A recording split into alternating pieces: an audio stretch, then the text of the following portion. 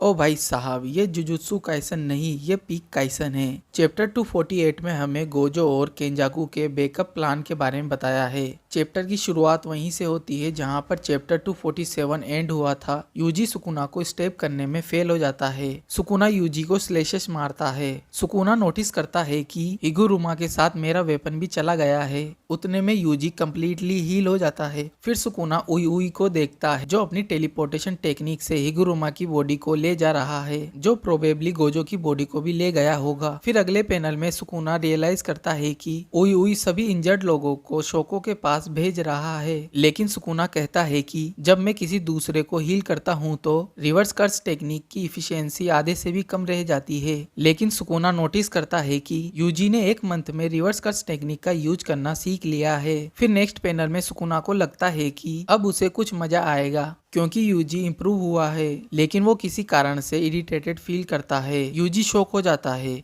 क्योंकि Sukuna fight के बीच में सोचने लगता है। सुकुना सोचता है कि हिगुरुमा की डेथ के बाद वो निराश है, लेकिन वो खुद को कंसोल्स देते हुए कहता है कि उसने कभी दूसरे से सेटिस्फाई होने के बारे में कभी नहीं सोचा। लोगों की लाइफ से खेलना उनके मरने तक टाइम पास करने का तरीका सबसे अच्छा है। सुकुना ने कभी नहीं सोचा कि उसके क्या आइडियल्स होने चाहिए। सोर्सरर्स के लिए मुझे मारना उनका आइडियल होना चाहिए। वो लोगों को उनके आइडियल्स हथियाने की कोशिश करते देखकर इतना परेशान क्यों है। उसने 1000 साल पहले भी ऐसे ही लोगों को देखा था। सुकुना ये सब यूजी की वजह से फील कर रहा है। वो जानता है कि वो कितनी भी बार यूजी की सोल को ब्रेक कर दे वो वापस आ जाएगा। बस अपने आइडियल्स पर स्टिक रहने की वजह से वीकलिंग भी अपनी विल के सहारे मेरे सामने खड़े हो जाते हैं और ये अच्छा नहीं है। सुकुना डिक्लेयर करता है कि वो जरूर यूजी के आइडियल्स को खत्म कर देगा। सभी सरप्राइज हो जाते हैं सडन लाइट को देखकर। कोगाने अनाउंस करता है कि एक नया रूल जोड़ा गया है, यानी मेगुमी के पास अब टेंजन और इंसानियत के बीच मर्जर को एक्टिव करने की अथॉरिटी है।